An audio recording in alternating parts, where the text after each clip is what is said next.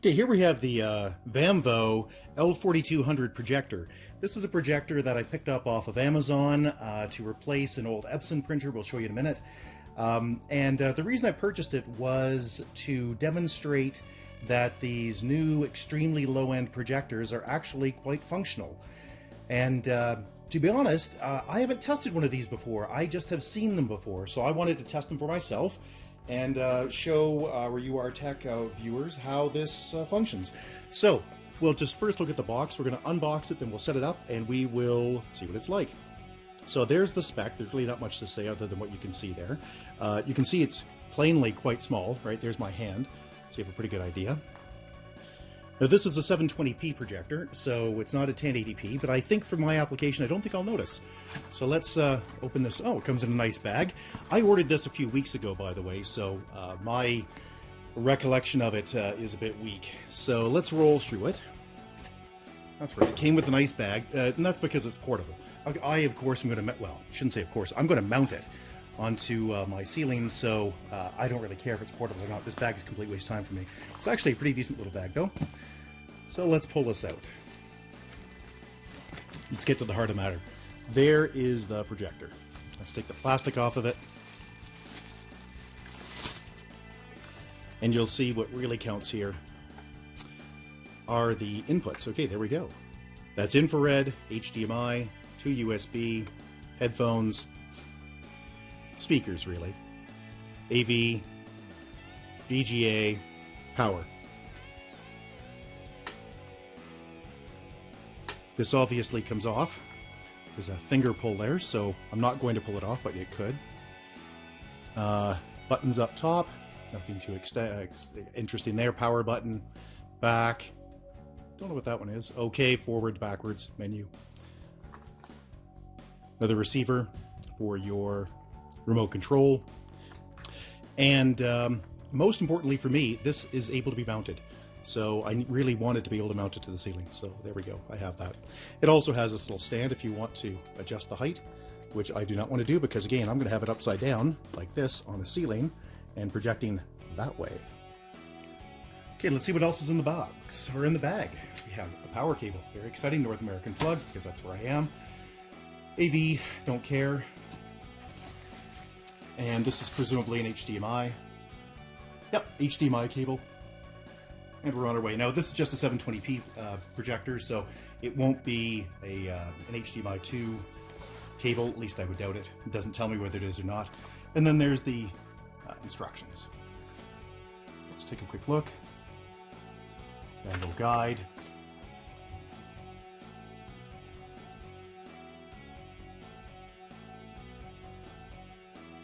Okay, pretty much what we just talked about.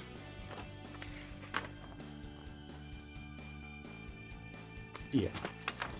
Okay, so all I've done is lift this to a higher plane, and I have plugged in the power at the back.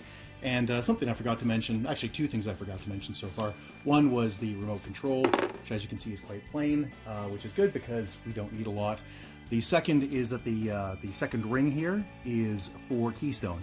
Keystone adjusts your image from being square to being flared out, or flared in as it may be, because the image, if it's not displayed completely horizontally, is displayed as a trapezoid. So basically the top of the bottom is wider, and you don't want that. You want an image to be rectangular. Okay, so this is now plugged in. Let's power it on. And I have to pull the cover off. So you can hear a fair amount of fan noise, although from the reviews that I read previously, this is actually quite a bit quieter than most. This, I believe, has 2 fans, and that will, of course, make it quieter. You want larger fans, you want more fans, typically in a projector. Okay, so yeah, as you can see, it's blurry. Let's change the focus. There we go. And that's Keystone. That's a vertical keystone, which is it's just moving the lens in this case. So you can adjust this. Now, as I pull it back, I want to mount it about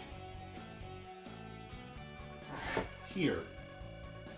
And as you can see in the daylight, it's awfully light. Okay, I've made it a little darker in here, and I've turned on the Epson projector, my old 10-year-old Epson. If you listen to it, you'll be able to hear the fan. And yes, by the way, I have pulled apart and cleaned it, but it's just an old fan at this point. So just listen. There we go. I could give you the model, but it's 10 years old. It doesn't make any difference. It's an old 4x3 projector. It still works fine. I had to change the bulb once in it, and yeah, this is what we get. So it's fine, but it's quite loud and it's very old. It's not a 16:9, and as you can see here, it's just a 768 by 1024 projector, 1024 by 768 projector. So this is old. You can see that the screen door effect, which is the lines, are in it. Although, you know, when you turn a movie on, it looks great. Let's do something. Let's turn something on so you can see it. So there we go. That's what it looks like. It looks pretty good. I'm pretty happy with it. I just wish it was a little quieter, and I fear that it will die on me at some point. But as you can see, it's pretty happy. Let's go now to the new Vamvo and see what it looks like. Okay, so I'll flip the image using the projector mode, and you can see there's a spelling mistake of MO, which is always a bad sign. But anyway, that's okay. Let's go to image scaling. And I'm going to scale it down a bit.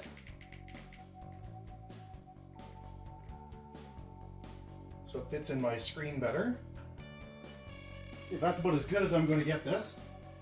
So let's go through and play with some of the settings. And we can already see that on the far left and the far right, it's a bit blurry. It doesn't seem to be much I could do with that. Let's go change the screen resolution and see what else I can get this to look like. Let's try 1920 by 1080. Yeah, that works, but everything's crappy. Things are not clear at all. Yeah, so this projector, I think, let's just go play a movie here. Let's grind this back down to a more reasonable setting. Okay, there, so I've turned off the lights. Yeah, this is not great. This is wonderful for home theater, for a low-end home theater. It is not acceptable for a workstation or something, you know, like that. Anything where you need high resolution. So probably great for games, that kind of stuff. It's also relatively noisy, and I appreciate that this is a $160 projector, so I'm not expecting much. But it's just too loud for my liking. So let's go and look at the menus now. So we'll go into standard picture mode, see if we can adjust this somehow.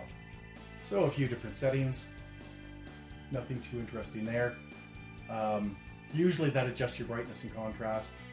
Let's go into the temperature setting, see if that makes a difference. A little bit, nothing dramatic again. Not enough for me to care about. Aspect ratio, of course, it'll do whatever you've got. That's fine. By the way, if you're new to ratios, what you typically want to set it to is just scan. That's basically, you figure it out and tell me what it is. So we'll set it there. Let's go to menu.